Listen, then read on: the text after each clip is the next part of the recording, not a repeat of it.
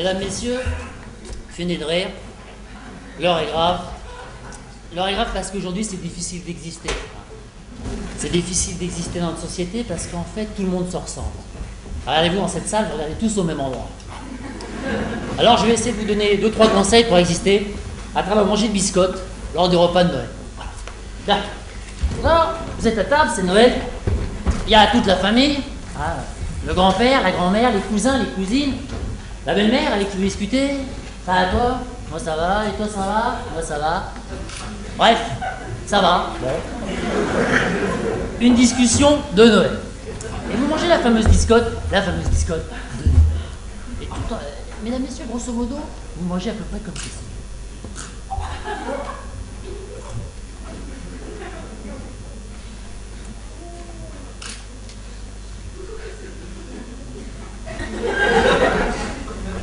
Alors, comme vous pouvez le remarquer, il ne se passe rien. Il ne se passe rien. T'as date de quand ces biscottes?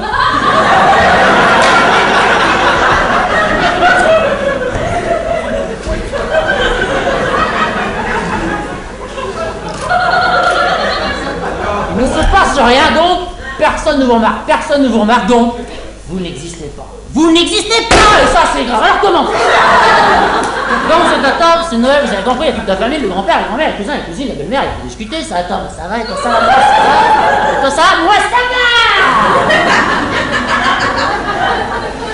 va. Et vous mangez la fameuse biscotte de Noël.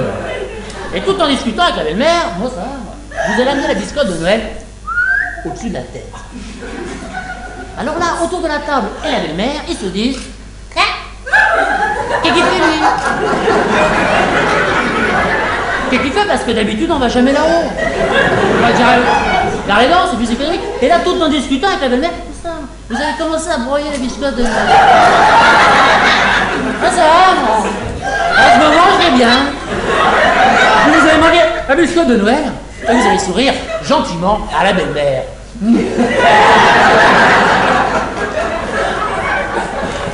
Alors là, mesdames, messieurs, autour de la table et la belle-mère, ils se disent: lui, il a quelque chose.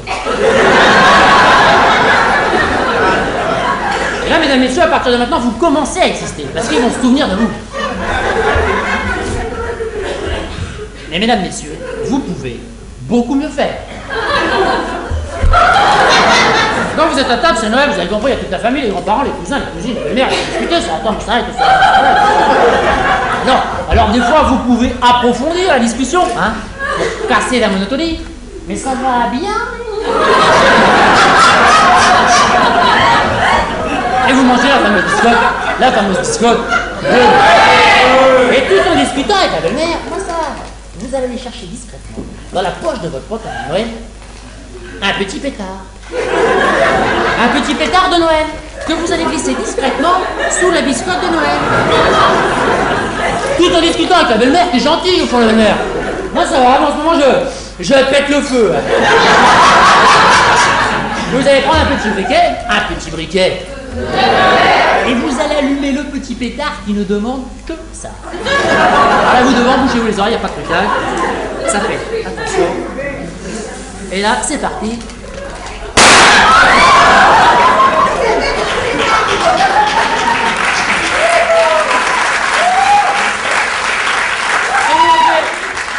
La biscotte de Noël, et vous souriez à la belle-mère.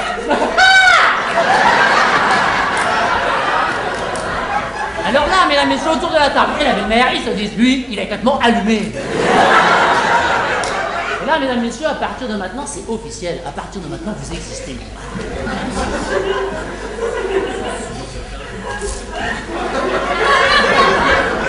Mais mesdames, messieurs, vous pouvez beaucoup mieux faire.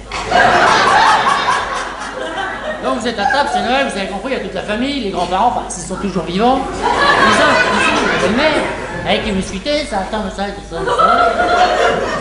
Et tout en discutant avec la belle-mère, moi ça va. Vous allez défaire discrètement le lacet de vos chaussures blanches. Discrètement. Tout en discutant avec la belle-mère, qui est gentille au fond de la belle-mère. Ah ça va, moi en ce moment, peut-être un léger coup de peau.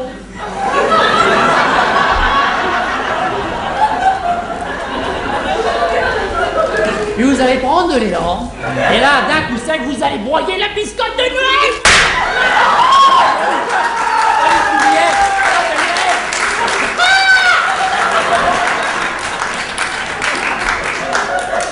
J'ai pété la table.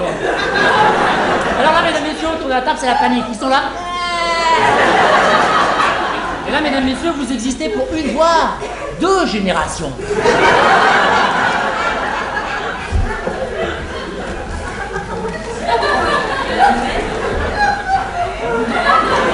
Mais mesdames, messieurs, vous pouvez, et beaucoup le faire. Parce que exister dans la vie, c'est déjà bien, mais ce qui est encore plus important, c'est de rentrer dans l'histoire.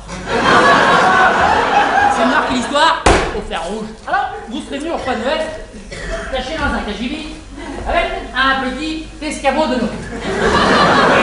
Que vous allez amener discrètement au cours de la table de Noël. Alors faites ça discrètement, hein. Alors là, évidemment, à Noël, ils sont comme vous, hein. Ils se disent, qu'est-ce qu'il fait? Et puis vous serez venu au repas de Noël avec un petit skin de Noël que vous allez placer discrètement sur la table de Noël. Puis vous allez placer les biscottes de Noël sur le skin de Noël. Alors là, pour exister, n'hésitez pas, mettez le paquet, hein. Mettez ça, ça fera la déco. Et puis là, vous allez remonter l'escabeau de l'existence. Alors vous comprenez bien que plus vous montez haut, plus vous rentrez dans l'histoire. Déjà, une marche, à Noël, ils font wow. L'histoire est en marche, hein. 2 marches. Voilà, l'histoire marche toute seule, c'est bon. Bon, puisque vous êtes chaud, 3 marches.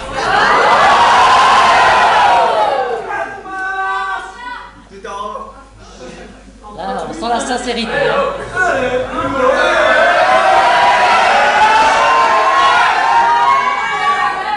D'habitude, il y a un sadique dans une famille, mais là... Oh, d'accord, allez, 4 marches. Ouais, mais à un moment, il faut s'arrêter quand même, hein.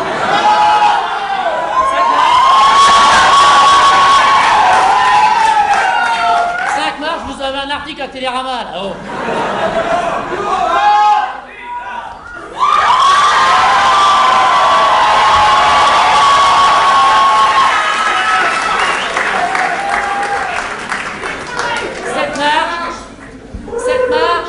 Là, vous êtes aux Invalides, donc là, vous allez vous calmer. Hein. Alors, avant de sauter, faites vos lacets. Ce serait dommage de marcher dessus et de s'écraser la tête à côté du ski. Alors, faites un petit coucou à la belle-mère. J'arrive. Et c'est parti, pour vous. Hein. Et à 3, vous allez sauter. Évidemment, à Noël, ils sont un peu comme vous. Hein. Ils se disent, il va pas le faire. Hein, il va pas le faire, il est quand même pas si con. Il est de notre famille. Bah si, vous allez le faire pour rentrer dans l'histoire à 3. 1, 2...